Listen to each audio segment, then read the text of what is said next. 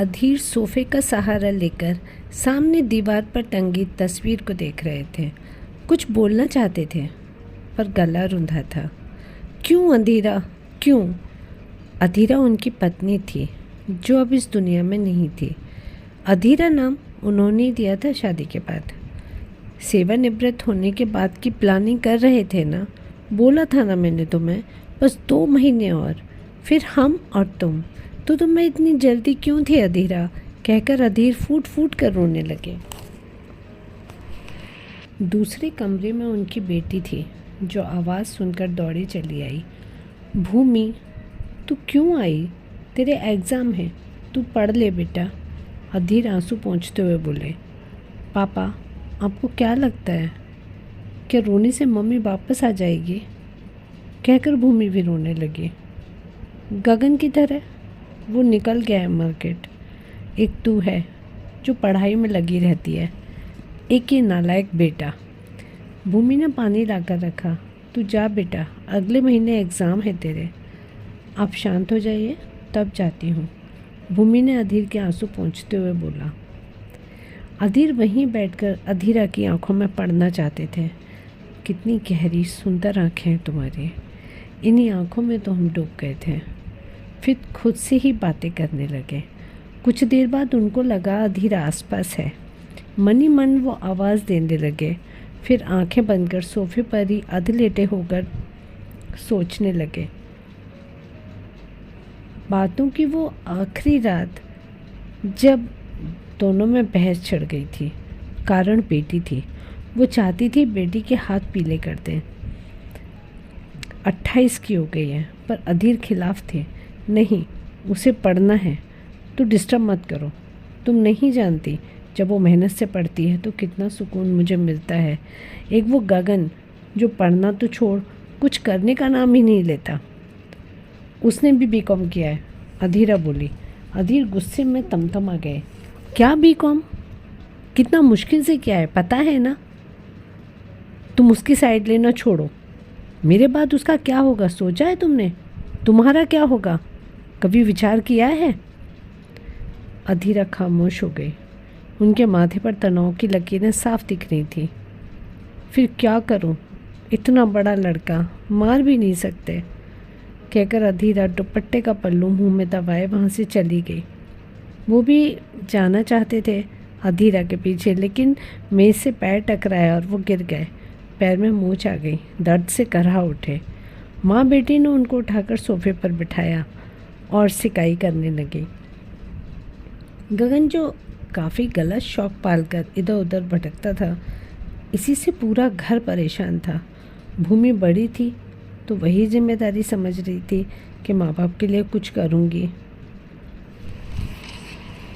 MSc कर रही थी। अचानक फ़ोन की घंटी बजती है। भूमि ने फ़ोन उठाया। हेलो बोलने ही वाली थी कि उधर से माँ, एक दर्द भरी आवाज़ थी। गगन, गगन क्या हुआ? मैं दीदी। आपके भाई का एक्सीडेंट हो गया है, कहकर फ़ोन काट दिया। क्या हुआ? अधीर परेशान थे। कुछ नहीं पापा, वो गगन का एक्सीडेंट हो गया, मैं जाती हूँ। एक्सीडेंट शब्द सुनकर अधीरा दौड़ती हुई आई। डोरमैट में पैर अटका और वो गिरी तो टेबल की नोक से सर टकराया। फिर वो बेहोश हो गई। भूमि माँ को हॉस्पिटल में एडमिट करा गगन का पता किया। गगन घर आ चुका था। मामूली सी चोट थी। अधीरा कोमा में जा चुकी थी। 1 हफ्ते बाद अधीरा दुनिया छोड़कर जा चुकी थी। अधीर अपने आंसू पोंछते हुए सोफे से उठे। टेबल तक लड़खड़ाते हुए गए। जग से पानी गिलास में डाल ही रहे थे। अरे संभाल कर, गिरा मत देना, अधीरा मुस्कुराती हुई कह रही थी। भरी हुई आंखों से उसने अधीरा को फोटो में देखा। अब बहस नहीं करूँगा, प्लीज़ लौट आओ, कहकर फ़ोटो को दीवार से उतार सीने से लगाकर सोफे पर लेट गए। सभी काम तो करती थी, कितनी जिम्मेदारी थी, फिर भी मैं क्यों ऐसा करता था? मुझे पता होता तुम इतनी जल्दी चली जाओगी तो कभी कोई गलती नहीं करता, कहकर फूट फूट कर रोने लगे। क्या हुआ अधीर?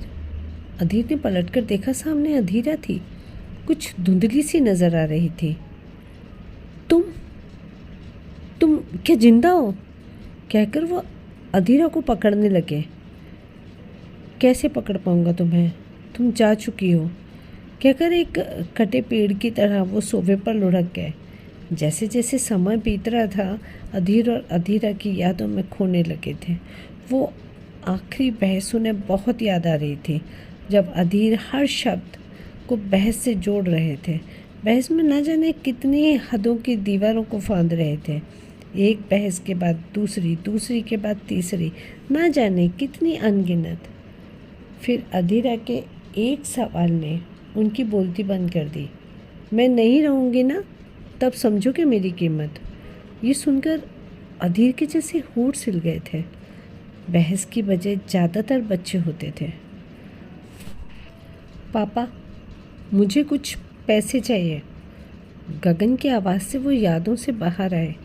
घुटी हुई आवाज़ में बस इतना कहा, किस लिए? मुझे पिकनिक पर जाना है दोस्तों के साथ। ये सुन अधीर सन्न रह गए। तेरी माँ को गुजरे अभी 4 महीने भी नहीं हुए, तो क्या करूँ? सारा दिन मातम मनाऊँ? अधीर के पास कुछ नहीं था कहने को। वो भीगी पलकों से बस उसे देखते रहे। मत दो, मैं जा रहा हूँ, कहकर वो दरवाजे की तरफ पैर पटकता हुआ चल दिया। 2 दिन हो गए गगन को गए, कोई फ़ोन तक नहीं किया। अधीर का माथा ठनका। उन्होंने झटपट पत्नी की अलमारी खोली, वो लगभग खाली थी। भूमि! अधीर ने चीखते हुए आवाज़ लगाई। भूमि, जो अपने कमरे में पड़ रही थी, दौड़ती हुई आई।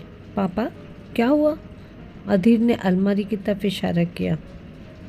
ओह नो, ये क्या कर गया गगन? पापा, क्या पुलिस को इन्फॉर्म करें? नहीं बेटा, उसे लॉकअप में नहीं डाल सकता, पर अपने दिल पर लॉक लगा सकता हूँ। तेरी शादी के लिए गहने जोड़ रही थी। तेरी माँ कैसे करूँगा? आप चिंता मत करिए पापा, मुझे वैसे भी अभी तो नहीं करनी शादी, कहकर भूमि ज़मीन पर बैठ गई और अपने पापा की गोद में सर रख लिया। अधीर तो बस शून्य में ताक रहे थे, गहरी सोच में डूब गए। अधीरा, ये लड़का बहुत बिगड़ रहा है, मत चढ़ाओ उसे सर पर। तुम्हें क्या लगता है कि मैं इसे प्यार नहीं करता? हाँ, नहीं करते। आपकी लाडली तो बस भूमि है।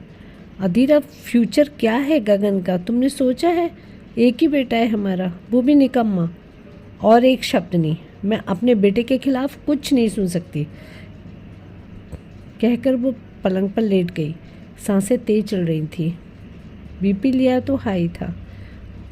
अधीर ने मन ही मन सोचा कि अब गगन को लेकर अधीरा से कोई बहस नहीं, ना कोई तर्क सुनूंगा, ना अपने तर्क दूंगा। इस बहस को आखिरी बहस मान वो गगन को लेकर मौन हो गए थे। आंखें अधीरा की तस्वीर की तरफ घुमाकर मन में बोले, काश तुम समझ पाती तो आज ये दिन ना देखना पड़ता। अधीरा, एक नई रचना के साथ आपसे फिर मुलाकात होगी।